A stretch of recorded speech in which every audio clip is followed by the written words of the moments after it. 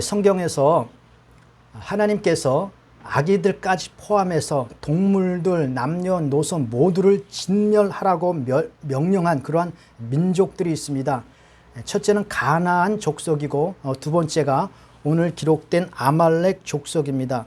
이 가나안 족속 같은 경우는 그들이 살고 있는 땅조차도 그들을 용납하기가 어려울 정도로 죄악이 심각했습니다. 그래서 그 땅이 그들을 토하여낸다, 구역질을 한다 할 정도의 죄악이 심했기 때문에 하나님의 심판이 불가피했습니다. 그런데 그러한 가나안 땅조차도 하나님께서 심판과 동시에 하나님의 긍휼이 같이 들어갑니다. 이스라엘 백성들이 가나안 땅 족속의 심판을 명령하고 광야 40년을 이렇게 뺑뺑이 돌리지 않았습니까? 그 광야 40년 동안의 기간은 이스라엘 백성들에게는 일종의 훈련 기간이기도 하지만 가나안 족속에게는 기회의 시간입니다. 이스라엘 백성들이 주변을 빙빙 돌면서 언제 쳐들어올지 모릅니다. 그렇기 때문에 그 가나안 족속이 자신들이 하나님의 소문을 듣고 하나님 앞에 하나님을 인식할 수 있는 충분한 기회가 40년간 주어졌죠. 그래서 실제로 그 가나안 족속의 가운데 겐 족속은 이스라엘 백성이 들어갔을 때 투항을 하고 항복해서 그들은 살아남습니다. 그리고 하나님에 대한 소문을 들은 그 라합과 그의 가족들은 하나님 앞에 믿음으로 고백하면서 그 가족이 구원받는 길도 열리게 되죠. 그런데 이 아말렉 족속에게만큼은 일고의 긍휼조차 허락되지 아니하고 하나님께서 싸그리 멸망시키라라고 명령을 내리죠. 이 성경에 보면 그 죄악의 어떤 상징적인 도시라고 할 수 있는 소돔과 고모라조차도 하나님께서 기회를 주십니다. 그냥 심판하시면 될 것을 아브라함에게 들려서 내가 이 땅을 심판하리라. 그래서 아브라함과 아주 길게 대화를 하십니다. 그래서 50명이면 어떻겠느냐, 40명이면 어떻겠느냐, 30명이면 어떻겠느냐, 충분한 기회를 주는 과정이죠. 그러나 이 아말렉 족속에게서만큼은 하나님께서 어떠한 긍휼도 베풀지 않고 그를 반드시 멸하라라고 명령을 하십니다. 역사적으로 사울이라고 하는 그 왕이 이 아말렉 족속을 완전히 멸망시키지 않았다라는 이유로, 아말렉을 진멸하지 않았다는 이유로 왕위에서 폐위가 될 정도로 하나님께서 이 아말렉 족속에게만큼은 일고의 긍휼도 베풀지 아니하시죠. 그 이유가 뭘까? 그 이유는 신명기 25장의 그 이유를 주님께서 분명히 말씀하셨습니다. 왜 그렇게 아말렉을 반드시 진멸해야 하는가라는 것에 대한 이유를 주님께서 말씀하고 있는데 거기 이렇게 밝히고 있습니다. 너희는 애굽에서 나오는 길에 아말렉이 내게 행한 일을 기억하라. 이스라엘 백성들이 애굽에서 나와서 광야 길을 이렇게 거닐고 있는데 그때 아말렉이 이스라엘 백성들의 행한 일을 기억하라는 것이죠. 그 아말렉이 무슨 짓을 했길래? 성경에 이렇게 기록되어 있습니다. 그들이 너를 만나 내가 피곤할 때에 내 뒤에서 떨어진 약한 자들을 쳤고 하나님을 두려워하지 아니하였느니라. 이스라엘 백성들의 광야 길을 걸으면서 굉장히 피곤하고 지쳤습니다. 당연히 노약자들은 뒤에 처지게 되어지죠. 그런데 이 아말렉 족속들이 이스라엘 백성들 가운데서 뒤처진 그 노약자들을 공격했다고 하는 거죠. 그것에 대해서 하나님께서 굉장히 분노하셨습니다. 이것은 최소한 하나님의 형상대로 지음받은 인간으로서는 있을 수 없는 반인륜적 폐륜 행위라는 것이죠. 아무리 전쟁이 참혹한다 할지라도 적어도 노약자들에게는 긍휼을 베푸는 것이 일종의 인간으로서 도리인데 이 아말렉 족속은 이스라엘 백성들이 지쳐있는 그 틈을 타서 노약자들을 공격했다는 거죠.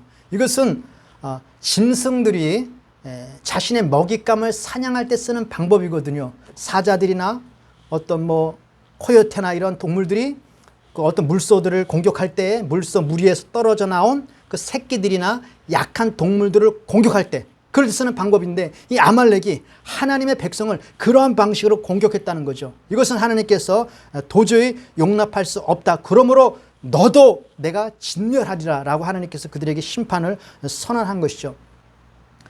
지금 일본에서 도쿄올림픽이 진행되고 있는데 그 일본과 미국이 전쟁을 하지 않았습니까? 근데 미국이 전쟁을 한 것 중에서 가장 잔인하게 보복한 전투가 일본과의 그 2차 세계대전이거든요. 근데 미국이 왜 이렇게 화가 나서 그 무자비하게 일본을 공격했을까?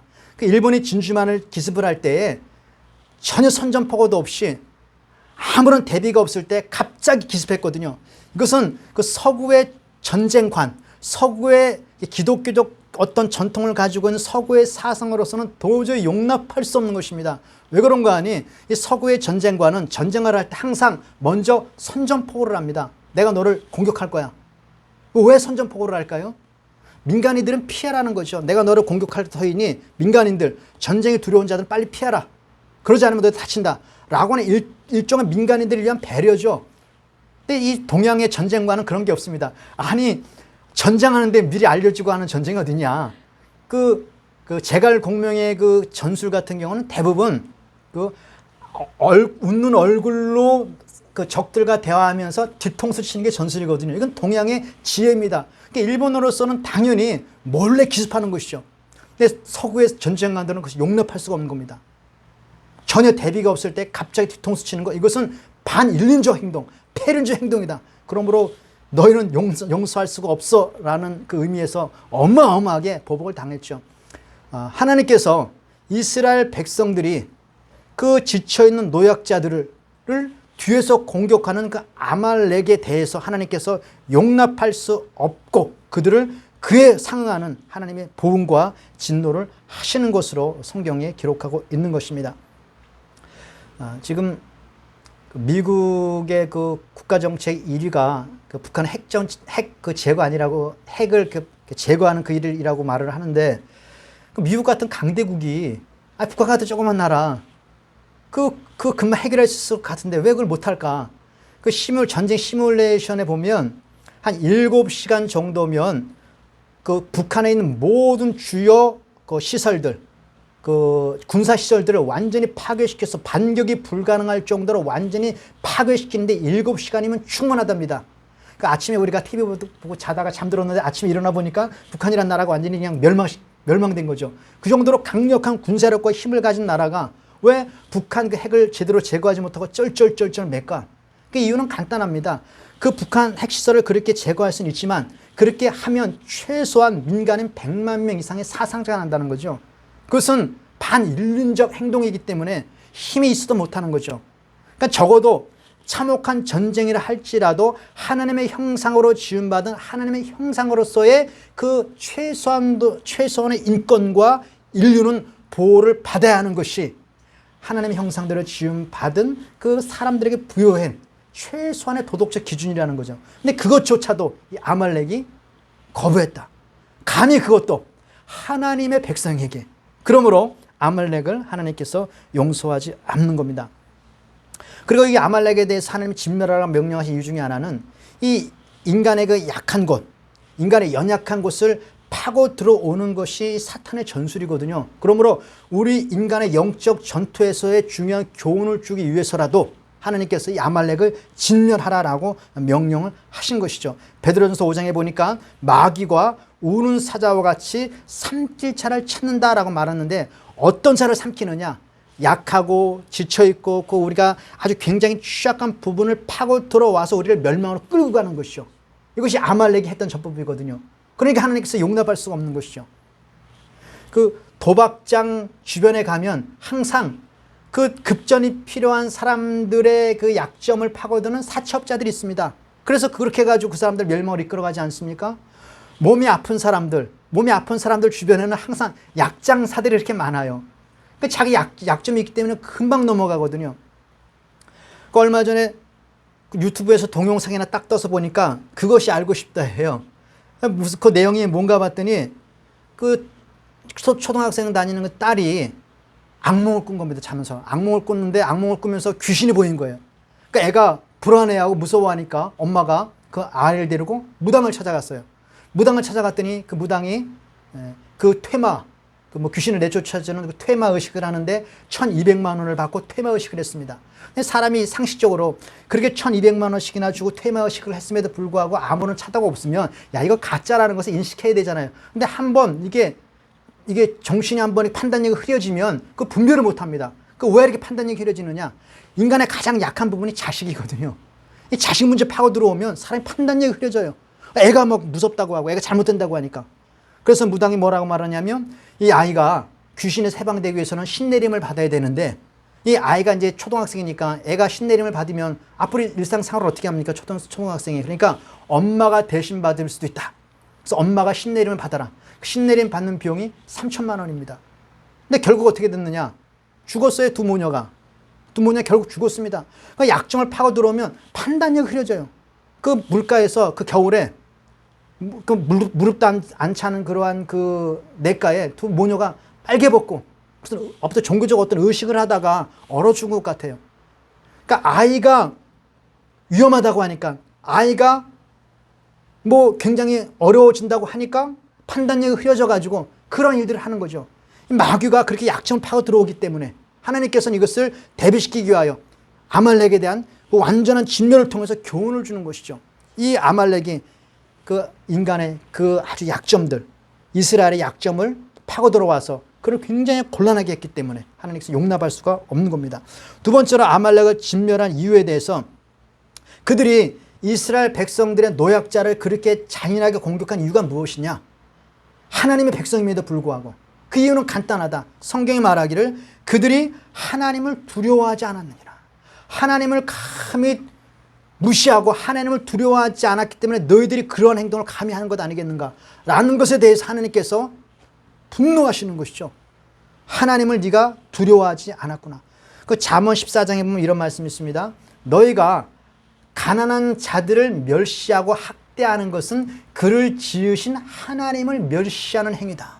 하나님의 백성들, 특히 하나님의 백성들 가운데 약한 자들을 공격하고 너희들이 그렇게 짐승처럼 잡아먹는 행위는 하나님을 멸시하고 하나님을 너희가 무시하는 행동이라고 주님께서 판단하시는 것이죠. 하나님께서 하나님의 백성들을 보호하실 때에 그를 하나님께서 자신의 몸과 동일시하는 경우들이 있지 않습니까? 그래서 하나님의 백성들을 치면 네가 나를 공격한 거야 라고 해서 하나님께서 보복해 주시는 것이죠. 그것을 지금 이 아말렉을 통해서 주님께서 말씀해 주고 있습니다. 하나님을 두려워하지 않는 그 행위, 네가 하나님을 무시했기 때문에 감히 그런 행동을 한 거야. 그러므로 하나님께서 이 백성을 내가 얼마나 사랑하는지 내가 너희에게 보여줄 거야 라고 하는 의미에서 아말렉을 진멸하라. 앞으로도 내가 아말렉을 용서하지 않겠다. 하나님께서 얼마나 이것을 괘씸하게 보셨는지를 알 수 있습니다. 앞으로도 내가 너희는 용서하지 않을 거야. 그 사울 왕이 아말렉 족속을 다 진멸하지 않고 남겨두지 않았습니까? 그것 때문에 사울 왕은 폐위가 됐습니다. 그런데 그 사울 왕이 남겨둔 그 아말렉 족속 때문에 나중에 보면 에스더서에 보면 하만이라는 사람이 이스라엘 백성을 완전히 진멸하기 위해서 아주 괴계를 세우죠. 그 하만이 누구냐? 아말렉 족속입니다. 그때 사울이 아말렉 족속 완전히 제거시켰다면 그러한 위험은 없었을 터인데 그 제거되지 않으니까 후환을 남겨둔 거죠. 앞으로 모두 후환을 없애기 위해서 아말렉을 싹 진멸하라. 그 왜 후환을 남겨두는가? 그들은 하나님을 두려워하지 않기 때문에, 하나님을 경외하지 않으면 끝까지 하나님의 백성들을 괴롭힐 것이다. 그러므로 아주 차제에 완전히 이들에게 아주 골수에 사무치도록 하기 위해서 이들을 진멸하라고 명령을 하신 것이죠. 그리고 이 아말렉을 진멸하는 그 이유 중에 하나는 그 조상 때까지 올라갑니다. 조상 때까지 올라가면 아말렉의 그 조상이 누구냐? 에서거든요, 에서. 근데 에서가 어떠한 사람이냐? 그러니까 하나님을 두려워하지 않고 하나님을 경외하지 않는 그 행동의 그 표상을 그 에서에서 찾을 수 있는데 에서가 어떤 행동을 했는가? 우리 성경에 잘 나타나 있죠. 팥죽 한 그릇으로 장자의 명분을 판 사람입니다. 이것은 신약성경 히브리서에서도 너희가 쓴뿌리가 있으니까 두려워하라 라고 말씀하시면서 너희는 그 팥죽 한 그릇으로 장자의 명분을 판 에서와 같이 망령된 자가 있을까 두려워하라 라고 경고를 합니다. 그런데 그 에서가 팥죽 한 그릇에 장자의 명분을 팔면서 했던 얘기를 들어보면 우리의 머리가 쭈뼛섭니다. 한번 들어볼까요? 그 에서가 뭐라고 말하는가? 내가 지금 피곤하다. 내가 죽게 되었으니 장자의 명분이 내게 무슨 유익이 있으려. 내가 지금 피곤하다. 내가 지금 배고파 죽게 되었으니 장자의 명분이 내게 무슨 유익이 있으려. 이것을 현대어로 한번 번역을 해보면 이렇습니다. 하나님의 뜻, 하나님이 무엇을 원하시느냐, 성경이 무엇을 말하느냐, 그리스도인이 어떠한 삶을 살았느냐. 그거 몰라. 내가 지금 죽게 생겼어. 내가 지금 피곤해 죽겠어. 내가 지금 죽게 생겼는데 하나님의 뜻이고 그리스도인의 삶이 이건 나중 문제야. 일단 급한 법부터 끄자. 그러니까 우리들이 늘 하는 얘기거든요. 근데 이것이 심화되어지면 하나님을 멸시하는 단계까지 나가는 것이죠. 하나님을 두려워하지 않는 단계까지 나가는 것입니다. 그것은 차제에 방지하기 위한 방편으로 하나님께서 아말렉에 대한 아주 진멸을 통해서 교훈을 새겨주는 것이죠. 그래서 오늘 그 아말렉과의 그 전투를 성경에서 기록하고 있는데, 이 아말렉과의 전투에서 보면 그 싸우는 방식이 조금 특이합니다. 이스라엘 진영을 두 진영으로 나누죠. 그래서 한 진영은 여호수아를 필두로 해서 아말렉 전투 현장에 나가서 아말렉과 싸우는 것이고, 또 하나의 진영은 모세와 함께 몇몇 사람이 지금 산으로 올라가는 겁니다. 그래서 두 진영으로 나누어서 아말렉과의 그 전투를 벌이고 있는데, 그 아말렉과의 전투에서 모세가 하나님의 지팡이를 잡고 높이 들면 이스라엘 백성이 이기고, 손을 내리면 이스라엘 백성이 집니다. 그래서 아론과 훌이 그 손을 내려오지 않게 붙들고 있는 것, 그것을 통해서 결국 승리를 쟁취하죠. 그리고 말하기를 하나님은 여호와 니시, 승리의 하나님이다 라고 하는 어떠한 그 표지를 우리에게 정해줍니다. 그런데 그 손을 높이 드는 그 행위, 이것이 왜 이렇게 중요하기에 이것을 그렇게 강조할까? 물론 모세가 손을 높이 드는 것은 하나님 앞에 모세의 기도라고 우리가 해석할 수가 있습니다. 모세가 기도할 때 손을 들고 이렇게 기도를 하니까. 근데 모세의 기도, 거기서 전쟁을 보면서 멀뚱멀뚱 쳐다만 보고 있지는 않았을 거 아니에요. 하나님께 기도했겠죠. 그러니까 손을 들고 기도하는 것이 분명히 모세의 기도는 분명할 터인데, 그러나 모세의 기도가 거기에 포커스가 아니라는 거죠. 성경에서 포커스를 맞추고 있는 것은 모세가 하나님 앞에 기도하는 장면이 아니라 그 하나님의 지팡이가 높이 들려있는 여기에 포커스를 맞추고 있는 겁니다. 만약 모세의 기도에 하나님께서 포커스를 맞춰 주었다면 모세가 여호와께 부르짖었다, 엎드려 간구했다라는 말을 해야 되는데, 부르짖었다, 간구했다라는 말은 없습니다. 그래 모세가 기도할 때에는 항상 손을 들고 기도하기도 하지만 엎드려서 기도하는 장면도 있거든요. 아니 팔이 힘들면 엎드려서 기도하면 되잖아요. 근데 굳이 손을 들고 있습니다. 이것은 모세의 기도에 방점을 둔 것이 아니라 하나님의 지팡이에 방점을 둔 것이죠. 이것은 무엇을 말하고 하냐면 이 전쟁은 하나님의 전쟁이다. 하나님이 함께 하셔야만 이 전쟁에서 승리할 수 있다라는 것을 보여주기 위해서 그렇게 말씀하는 것이죠. 이 하나님의 지팡이는 굉장히 중요한 의미가 있습니다. 이스라엘 백성들이 애굽에서 나올 때 애굽을 10가지 재앙으로 초토화시킵니다. 근데 애굽을 심판하실 때 하나님께서 그냥 심판하시는 것이 아니라 하나님의 지팡이를 들게 하십니다. 지팡이를 들고 내밀면 10가지 재앙이 나타나고 그것을 통해서 애굽이 심판을 받죠. 이것은 하나님의 심판, 하나님의 심판임을 강조하기 위해서 지팡이를 들게 하시고 지팡이를 이스라엘 백성도 그렇고 애굽 백성에게 보여주는 것이죠. 그리고 이스라엘 백성들이 이제 애굽에 나와서 광야의 길로 들어갈 때 홍해가 막혀 있습니다. 홍해가 막혀 있을 때 하나님께서 이스라엘 백성들이 막 울부짖으며 막 원망하고 있을 때 모세 이렇게 말하죠. 너는 어찌하여 기도만 하고 있느냐? 지팡이를 들어서 지팡이를 그 바다에 향하여 내밀라. 그 지팡이를 내밀었더니 홍해가 쫙 갈라집니다. 무엇을 말하는 것인가? 그 이스라엘 백성의 삶을 인도하시는 분이 하나님이시다.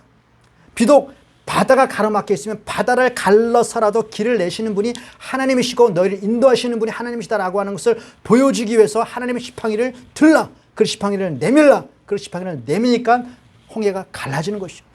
광야길에서 백성들이 물이 없어 죽게 생겼습니다. 목말라서 울부짖고 돌을 들어서 모세를 막 때려 죽이려고 하는 상황까지 갔습니다. 그때 하나님께서 말합니다. 지팡이를 또 들어라. 그 지팡이를 가리켜서 반석을 치라. 반석을 치니까 그 반석에 물이 콸콸콸 쏟아져 나옵니다. 무엇을 말합니까? 하나님께서는 이스라엘 백성들의 모든 생명과 삶을 채우시는 분, 필요를 채우시는 분이다라고 하는 것을 보여주기 위해서 지팡이를 사용하시는 것이죠. 이스라엘 백성들은 앞으로 가나안 땅에서 전쟁을 치러야 합니다. 계속 전쟁을 치러야 합니다. 그 전쟁이 누구의 손에 달려있는가? 하나님에게 달려있다. 하나님의 전쟁이다라는 것을 보여주기 위해서 지팡이를 높이 드는 것이죠. 지금 여호수아가 현장에 싸우고 있지 않습니까? 실제로 이스라엘 백성들을 끌고 가나안 땅에 들어가서 전쟁을 수행하는 사람은 여호수아입니다. 여호수아가 열심으로 전쟁을 치릅니다. 근데 막 뒤로 밀려요. 전술에도 별로 변화가 없고 우리가 열심히 잘 싸우고 있는데 왜 뒤로 밀릴까? 그래서 이렇게 보니까 지팡이 내려가 있네. 지팡이 내려가서 우리가 밀립니다. 근데 어느 날 계속 밀리는데 다시 우리가 전세를 역전해서 계속 밀고 돌아가고 막 야말렉 족수들 막 쳐나갑니다. 그래서 이렇게 봤더니 지팡이 들려져 있어요. 그래서 여호수아가 뭘 배웁니까? 하나님이 함께 하셔야만 우리가 승리할 수 있구나라는 것을 아주 분명하게 시청각적으로 배우는 것이죠. 그리고 그는 그 여호수아에 들어가서 그것을 실행해야 될 사람이기 때문에 확실하게 보여주는 것이죠. 그 하나님의 지팡이, 그 하나님의 지팡이가 함께 있을 때 우리는 승리한다라고 하는 것을 그들에게 보여주는 겁니다. 그렇다면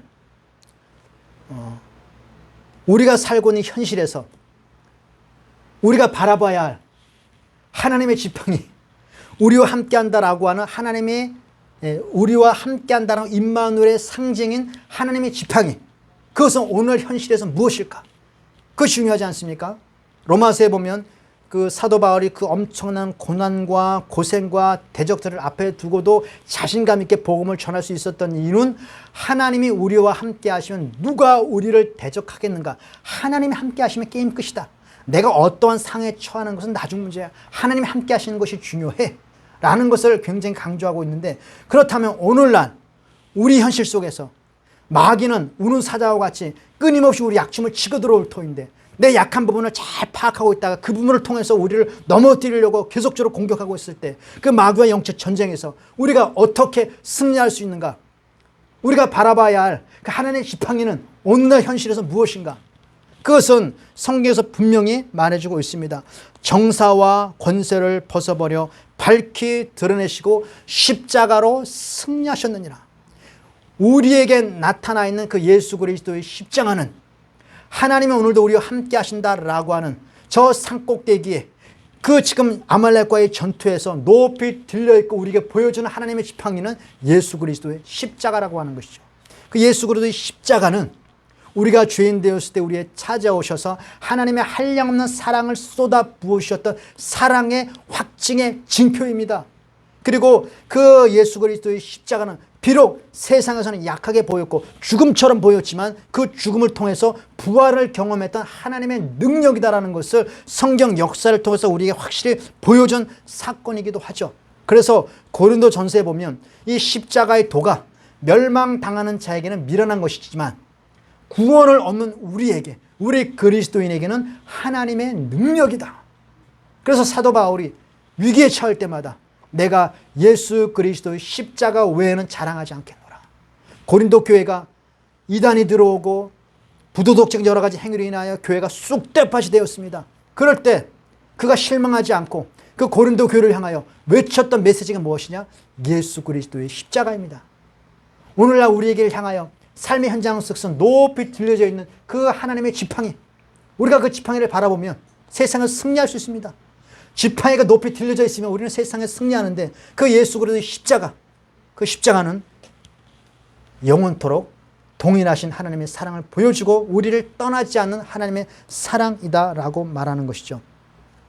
십자가의 복음이라고 하는 것은 우리가 얼마나 비참한 죄인이었는가, 그러나 그 비참한 죄인이었음에도 불구하고 우리에게 조건 없이 찾아오셔서 한량없는 긍휼과 사랑을 베풀어 주셨던 그 하나님의 사랑에 대한 확증.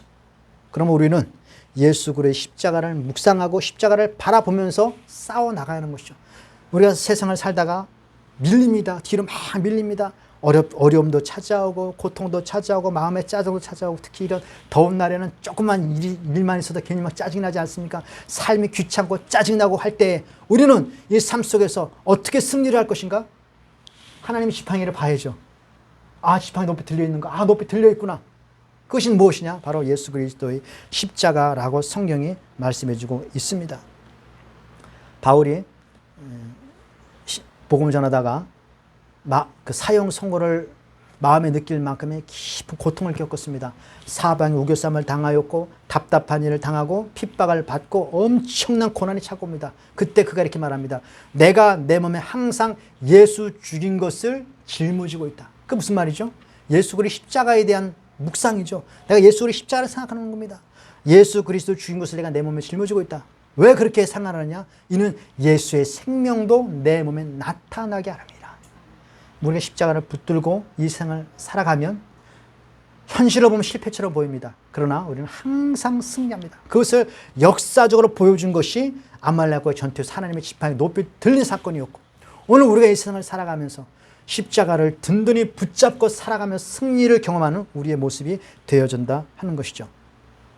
이 짐승같이 사악하고 우리를 공격해오는 이 마귀의 세력 앞에 우리는 십자가를 든든히 붙잡고 승리하는 저 여러분 되어지길 바라겠습니다.